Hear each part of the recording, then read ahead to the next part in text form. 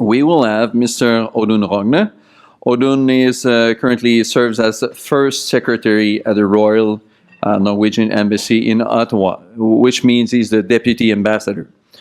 In his capacity, he oversees the science and innovation, energy, and climate change files. Audun Rogne has a Master of Law degree from the University of Bergen, which is with a specialization in international law. Previously, he has worked extensively on human rights issues and immigration policies. He has worked in Norway, Russia, and Pakistan. So please welcome Audun Rogne.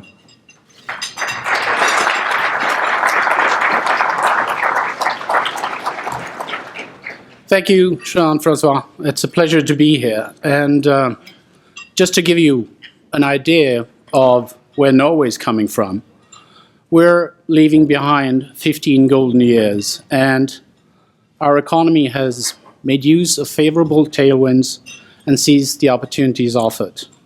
The other side of the coin is an economy that has become increasingly dependent on oil, and therefore more vulnerable to the changes in oil prices and petroleum revenues. Through our government pension fund Global, we manage our oil revenues to the benefit of future generations. And we have a healthy government finances, relatively low unemployment, and have seen years of high economic growth. Nonetheless, the Norwegian economy must adapt to considerably lower demand from the oil sector.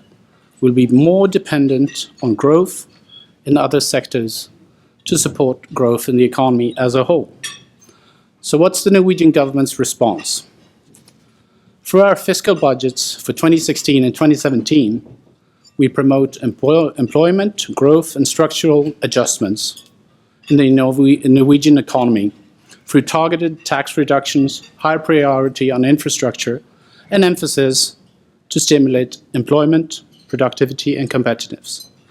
And we made huge investments in 7 new research centers, including hydropower, smart grids, energy efficiency in trade and industry, environmental transport, CCS, solar, biofuels, wind, and zero emissions urban zones. And our aim is that by 2050, we'll be a low emission society, a goal that we will try to achieve by 2030. And our current goal is that we will reduce our greenhouse gas emissions by at least 40% by 2030 compared to 1990 levels. And this we will do as a collective delivery with the EU and its member states. And around 50% of our emissions are already covered by the emission trading system of the EU. Forget almost the clicker here. So how do we achieve these goals?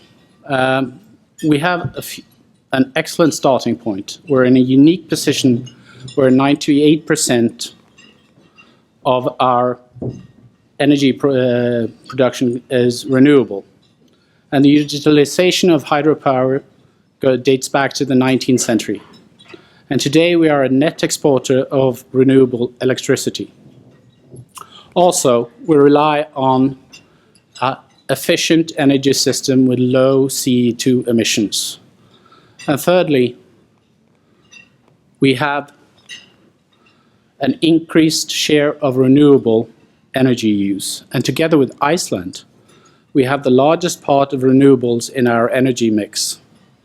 And also due to more energy efficient devices, we have reduced our energy ratio to GDP with more than 40% compared to 1990 levels.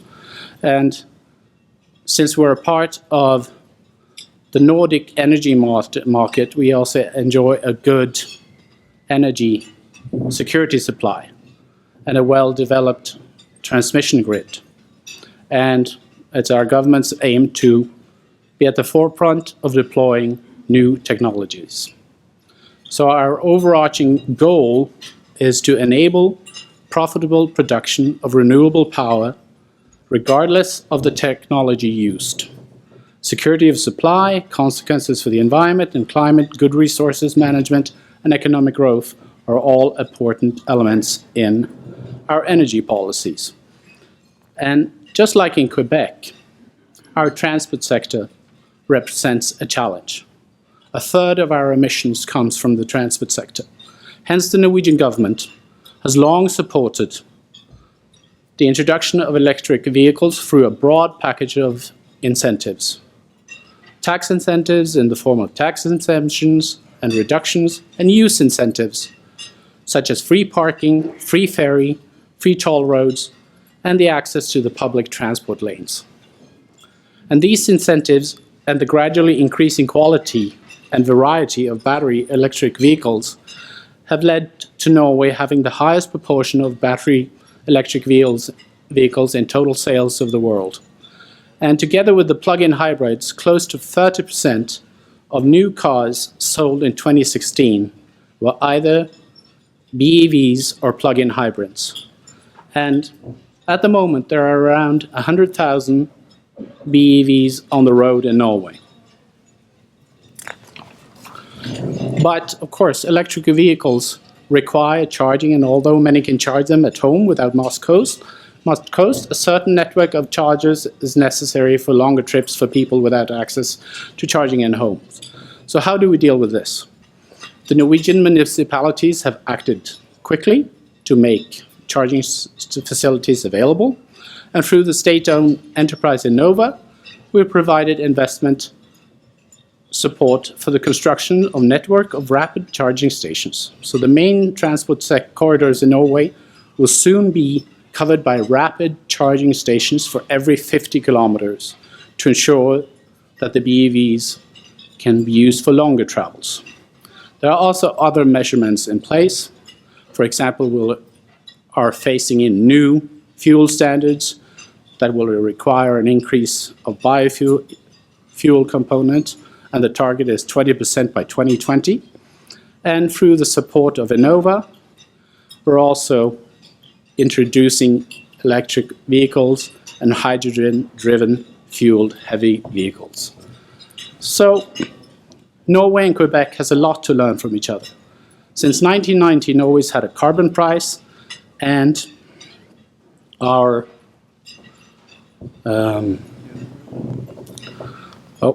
sorry, I'm going the wrong way here. And our experience is that incentives to stimulate replacement of fossil fuel-driven cars with the EVs work. And we have predictability for the producers and consumers. And it's been my pleasure to share our experiences and our policies. Thank you very much. Merci beaucoup.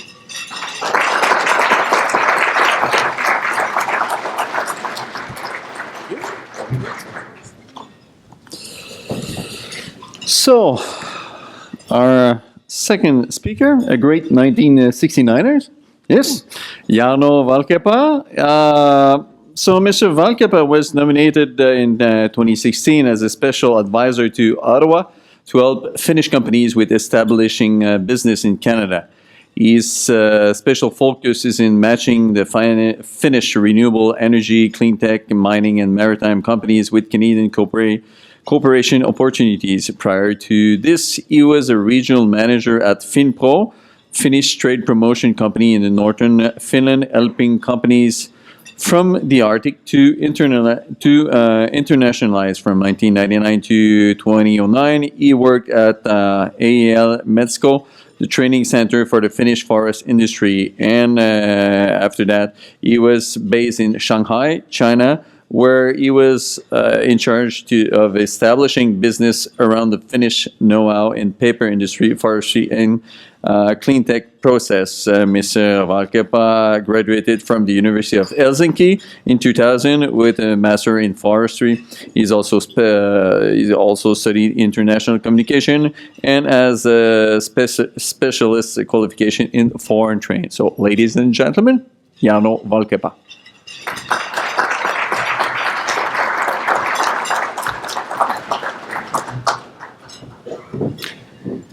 Thank you very much for the opportunity to share some experiences from Finland in terms of renewable energy.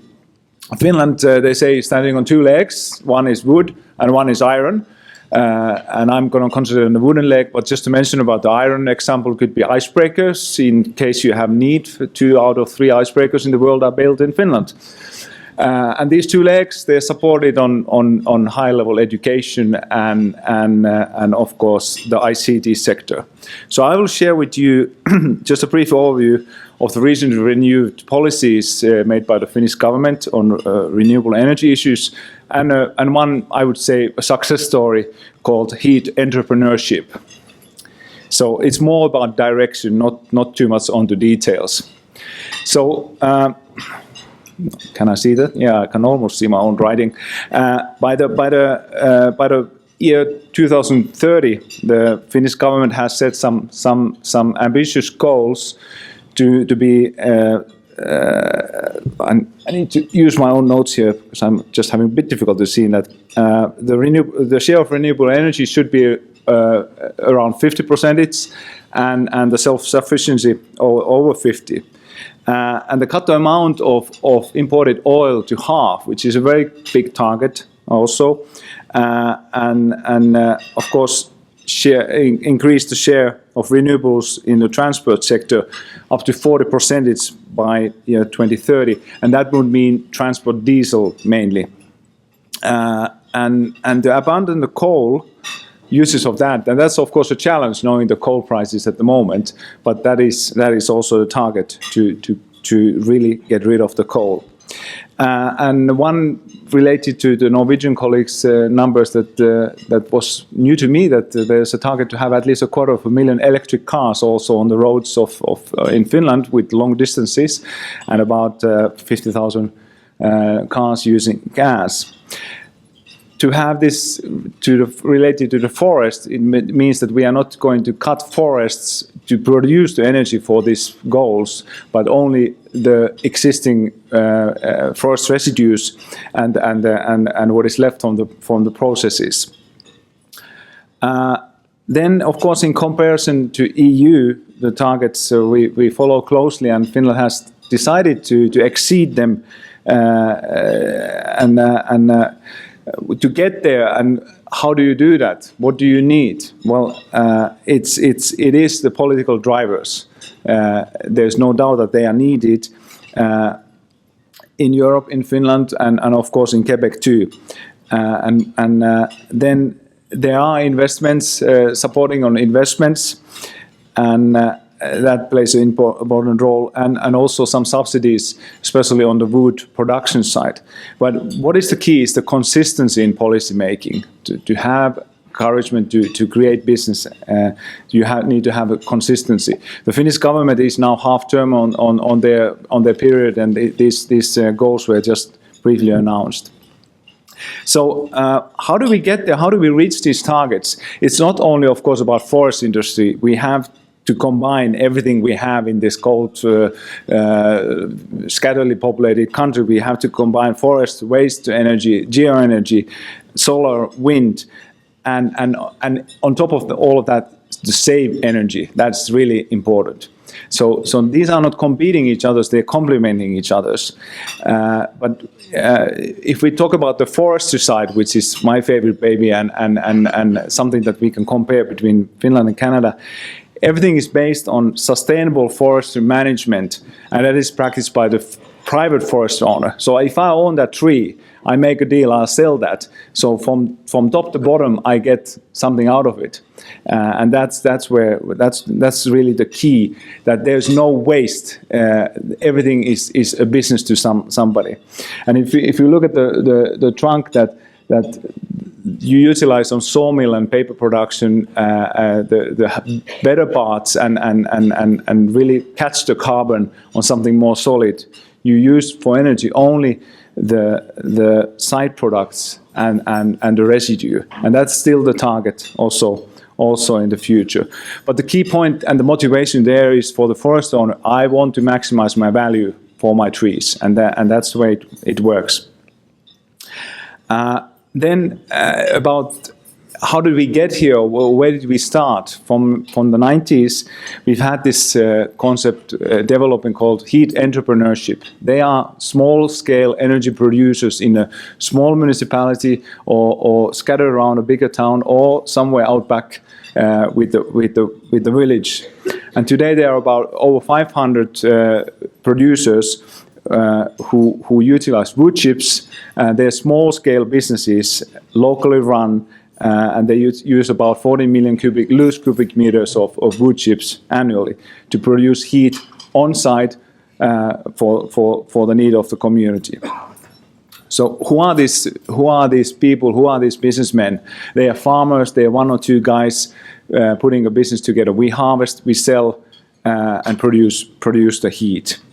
And what is the good thing about this? What it does, and this is the music to the politicians' ear.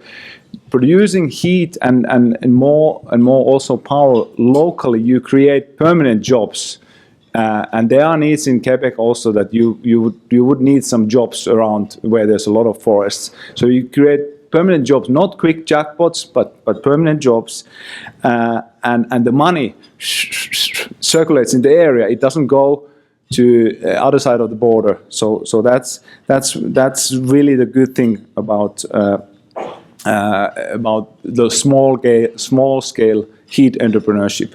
And then like cherry on the cake, you get the carbon catch. More you cut, more the forests grow, and then more you catch the carbon on the high end products that is coming when you utilize your forests. So to conclude, just a small comparison that what is needed for successful forest energy business. Well, you need forests. Well, you have them in Quebec. We have them in Finland. You need the demand.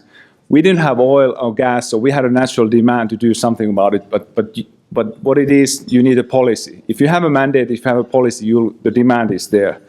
And I think Quebec is going towards that. Then you need the professionals to do the job.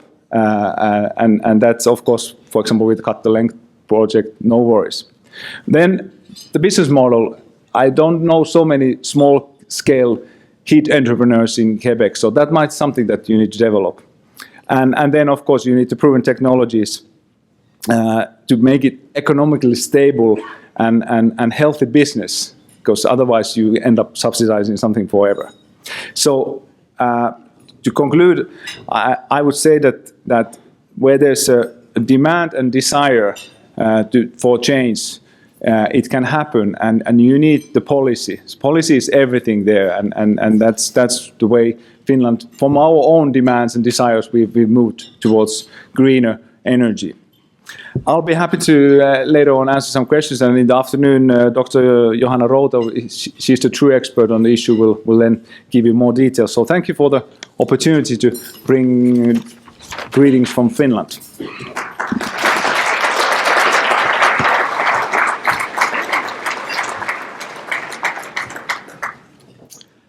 So, our third speaker is Christoph Hebermehl. Christoph currently serves as a consular at the German embassy in Ottawa. In this capacity, he oversees the science and technology, energy, and climate change files. Christoph has a Master of Law degree and graduated magna cum laude from the University of Colloque with a specialization in international and European law.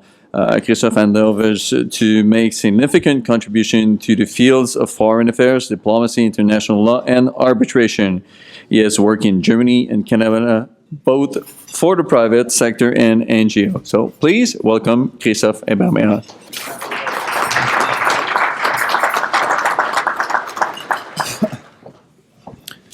Thank you, Jean-François, for that kind introduction, and thank you for having me here. I was invited to talk about the German energy transition, or as we call it, Energiewende. This process, this transition of the German energy sector started in the early 90s with a law that allowed it virtually to everyone to produce renewable electricity. Grid providers were obliged to connect renewable energies with the existing grid. but at that time there was no feed-in tariff, so this law did not create any substantial growth for renewables in Germany, but set important basic conditions for the later success of renewables in Germany. Then in 2000, the Social Democratic Green federal government created a feed-in tariff law. So that feed-in tariff, renewables energy producer got a guaranteed price over 20 years. And this price was not very high. The return on investment was ideally something between 3 or 5%. So not of interest for big investors, but a good alternative for your savings account, an example. The law also stated that renewables always go first. So even if the big utility company can produce to a lower price, which they usually can, there is a guaranteed purchase of renewables. Today, more than 50% of the existing renewables are owned by citizens or co-ops. On the other side, the big utility companies stuck to for too long to their traditional business model, which is nuclear and coal, and over the last year, some of them came close to bankruptcy because they missed this trend for renewables. So after the implementation in 2000 of the feed-in law, that's when renewables really took off. To today, more than 30%. This is quite a lot for an industrialized country with a very dense population, short coastline, actually not that much sun, and other than Finland, Norway, or Quebec, no real potential in hydropower. Only 3 to 5% of Germany's electricity comes from hydro, and there's not any further potential. So the main drivers for renewables in Germany are wind, onshore, and recently offshore, solar and biomass. The goal for 2020 is 35% renewables in the electricity sector, which will be reached easily. For 2016, I think we had 33%. So at the same time, Germany started phasing out nuclear. The last reactor will be taken off the grid in 2022. Renewables are overtaking the share of nuclear in the electricity grid. That you can see that in this slide. So the renewables are going into the nuclear part. This is nuclear, and these two, sadly, are coal. So that is why, or that is one reason why the use of coal stayed fairly stable, even though we increased renewables that much. It didn't increase, but it also didn't really decrease a lot. So another reason for that is that low price for CO2 certificates in the European emission trading scheme. That price dropped, especially during the financial crisis, and there's no minimum price. So right now we're talking about 4 or 5 euros for a ton of CO2. That's way too low to have any impact, and it doesn't make sense for utility companies to shut down their coal power plants. So even though Germany has no timeline for a coal phase out yet, it is clear that to become a low or a no carbon economy, coal has to be phased out. And this process already started. So at the beginning of this year, 8 coal-fired power plants were shut down, and they now serve as a reserve until 2020 before they are taken off the grid indefinite. But it's not very likely that these reserves ever have to be used. It's more a compromise for the power plant providers. So. But in spite of these successes, Germany is actually going to miss the 2020 GHG reduction targets. So did the Energiewende fail after all? The targets for 2020 is a reduction of greenhouse gases by 40% compared to 1990 levels. This is a very ambitious target, I think. So and instead of 40%, the reduction in 2020 will probably be only 33 or 35%. So Germany will miss its targets clearly, but I think a reduction of 33% compared to 1990 is still not too bad. The reason for missing the target is still that too many coal power plants are running in Germany and produce more electricity than the country needs. Germany right now exports more electricity than ever before in history. And as mentioned before, this is mainly possible because of the low price for CO2 emissions.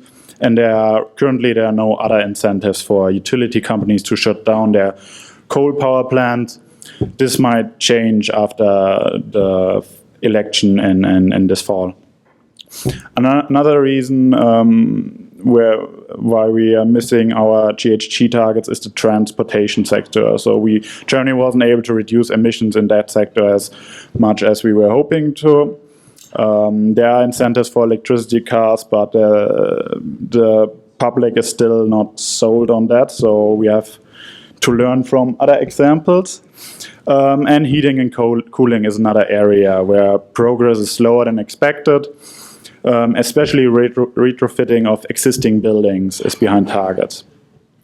Nevertheless, the Energiewende was and isn't a success. It helped to reduce emissions in Germany. It drove down costs for renewable technologies, created jobs. 350 to 400,000 people work currently in the renewable energy sector in Germany alone. It reduced energy imports, made a nuclear phase-out possible without increasing in coal, has a high public support, and citizens and co-ops own more than 50% of the renewables in Germany. So with that, I hand it back to Jean-François. Thank you.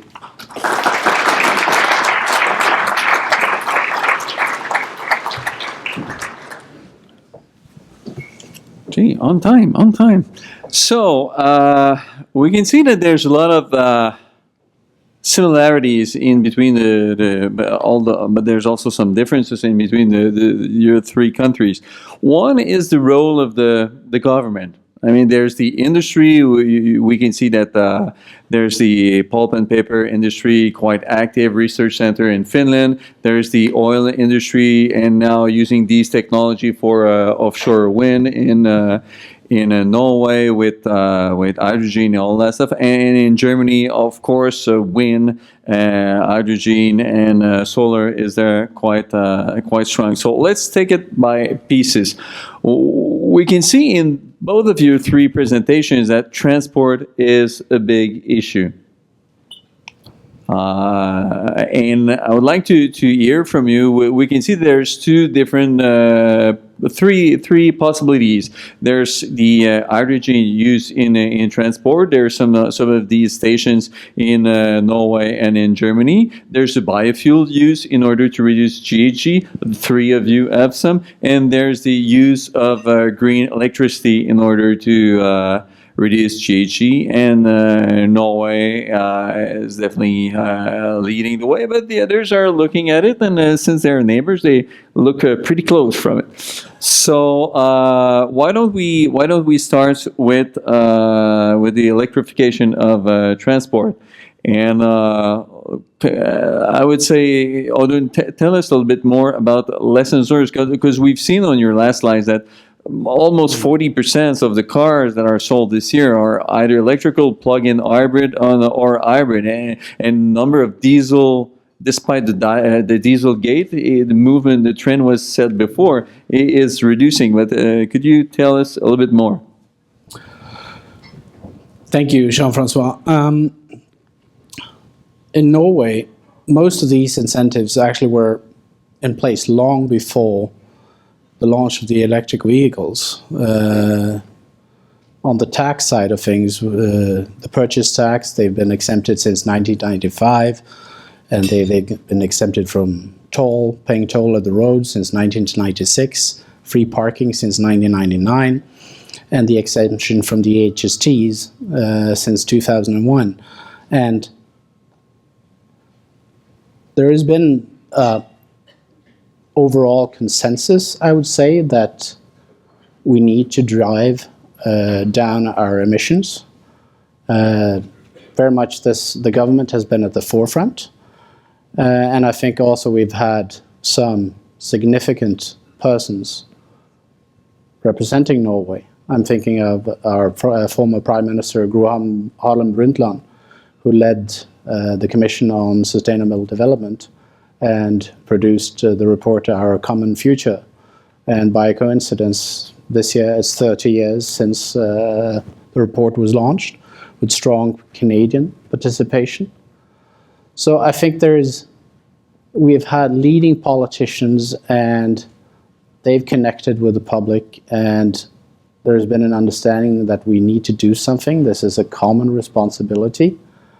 And the incentives have made it economically viable for the consumers to buy the electric vehicles. And we've recently, through our latest budget, decided that we're going to continue with the tax incentives until 2020. Okay, great. No, I definitely, if you have time to look at we'll put it on our website, the highlights of that budget, and it's quite inspiring. But so Christoph, you have a huge in Stuttgart area and in Bavaria, a lot industrial sector, a huge car cluster. How is the industry looking at these policy, and what's the government intention of regarding to electrical cars? Well, it took the industry quite a while to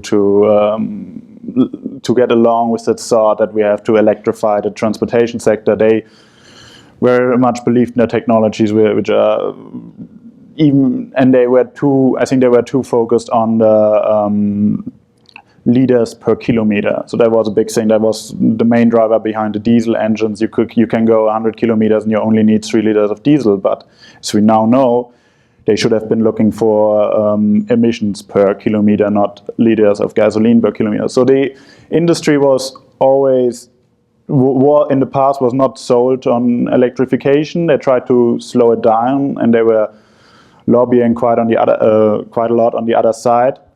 At the same time, they are now probably behind. They missed out on a huge market, which Tesla is now the biggest premium car company in the world. It's not Mercedes or BMW or Audi. So they lost that market share and now have to try to gain it back. And I think for politics, it would be a good advice you don't have to be too afraid of regulation. Regulation also triggers innovation. So if we would have had a stricter regulation on emissions in the transport sector, then car companies would have had to adapt, and that didn't happen in the past. But now all major car companies working quite a lot on electrification. Volkswagen, Mercedes does a lot of research in hydrogen and fuel cells, especially cooperating there with Canada. So I think there will be quite a few new models over the next years based on batteries or on hydrogen. So if we look at the German point of view, there will be a market for hydrogen and the use of hydrogen in transport in multi-fuel service station. Yes, there are big investments in that. That's a big challenge of the electrification or of cleaning the transport sector. We have gas stations with gasoline and diesel everywhere, but we don't have charging stations. We don't have many hydrogen fuel stations, but there are incentives from the government, and I think the target is 2,000 hydrogen fuel stations until 2020. So it's going to be interesting if we reach that. Okay, and regarding these multi-fuel service station, it all starts on the idea that there's multi-fuel, and that biofuel is part of the solution, as the IPCC just mentioned, and Irina keeps on saying it. And when it gets to biofuel, what struck me was Jarno's slide saying that Finland was 4 times more aggressive on biofuels than the EU. EU is going for 10%, and Finland decided to go with 40%. Could you tell us more? What does such a target do for the industry? Well, we have that kind of target. I think the thinking is a bit different, because you have to, in comparison, to have electric cars. You need to create the electricity, and we are now building our 5th and 6th nuclear plant in Finland, which is totally different than Germany. And we have long distances, same as in Canada. You add a 0, we have 100, you have 1,000 kilometers. Anyway, you have to go far, so I think the thinking, and now this is a generalization, but the thinking is that why don't we utilize the cars and the engines that we have? So let's try to put there something that is easier, and that will be biodiesel. And what do we have in our country? We have these forests; they are everywhere, and we have a good forest industry. So I think that's where it is being guided. That let's make the fuel. Let's utilize the existing engines, and at the same time, there's this target of having 250,000 electric cars. But the reality is that we need to create the electricity. So let's look at the engines that we have and further develop to get fuel to the tank. So that's where, and now if you set that kind of target, I don't have the facts that how they're going to reach that target, but that is a driver. That was what I mentioned, and was mentioned that when the target is set, then the R&D and the companies, they really start gearing their views towards that target. So that's the Finnish way. And am I right or wrong that these policy attracted more than $2 billion into biofuels refineries? I was saying that having such a target, you attracted 2 major biofuels refinery that would have gone elsewhere. Well, now there are actually 3 or 4, how you count this biorefinery feasibility studies going on, and one of them is a huge one in the northern Finland, a Chinese one, and that would be about €1 billion investment, and that would utilize forest residue to create biofuel. Yeah. Okay.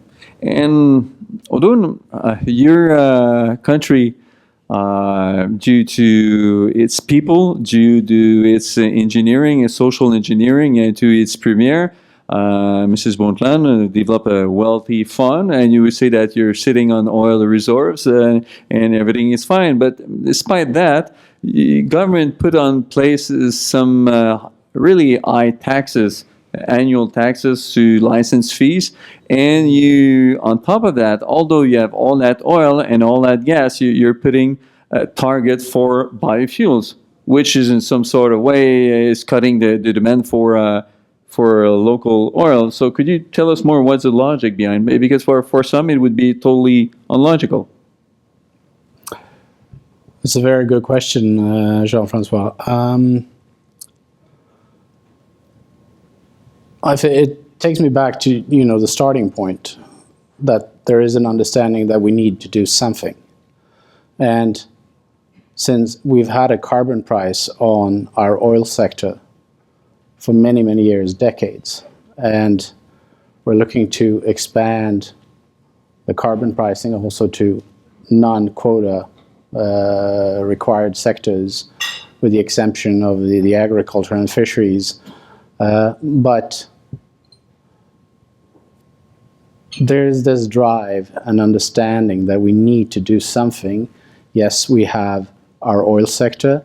Yes, we're going to continue the exploration, and we acknowledge that oil and gas is going to be a significant part of our economy for years to come, as the recent IEA report showed that fossil fuels will remain a significant part until 2040. And for Norway's part, it's very similar to what Canada is doing, is striking the right balance, finding the right balance, and how we transition our economy into a low-carbon economy. And our experience is that the incentives work. Yes, there are high taxations, but we're reducing then the cost they're paying at buying a new car. If you're scrapping your old car, the returns you get for scrapping that old car has been increased to stimulate new, more energy efficient vehicles to come on the roads. All right. So I think that's the best answer I can to a very difficult question. Well, if it was easy, everybody would be doing it. I mean, it takes some trailblazers to do that, and all the three countries of our speakers are there. And maybe one last for Christoph. We can see that the wind industry, the solar industry, the equipment suppliers is quite important. But at the same time, we see that the north of Germany is really great producers of renewable. But then there's their south, and it comes to the issue of the grids, and same kind of issues in Quebec. How do you foresee the coming years for grids development and interties with the European market, and how is the social acceptability of it? Yes, the social acceptability for a hydropower line in your backyard is even lower than the one for a wind turbine in your backyard. So it's very difficult to build a grid going from the north, where most of the wind energy is, because of the coastline, to the south, where most of the industry is. At the same time, the south needs that electricity. So the compromise was to put most of it underground, which is very expensive, but it was a compromise, and it takes much longer than expected or than originally planned. So it will be done, and it is necessary to invest in your grid. But at the same time, then, as your Prime Minister calls it, social licensing, you still need that. You need to get the people behind it, or at least somewhat accept it. And that is not very easy. At the same time, we need to interconnect more with our neighbor countries, which is already that there are probably more hydro lines between Germany and France than between Quebec and Ontario. So there is already a huge connection. But now we also need to start working more with the Scandinavian countries, where you have lots of hydro reserves, so which could also work as a backup power or as a storage. So maybe, do you want to pitch in? Just to follow up on what Christoph just said, I mean, as I said, we're a net exporter of hydro, and that goes into Europe already. So to build a sustainable, codependent and interactive energy system in Europe will be very important. And just to support Europe, we're right now building Northern Europe's largest wind plant in central part of Norway, and that will be connected up to the European grid.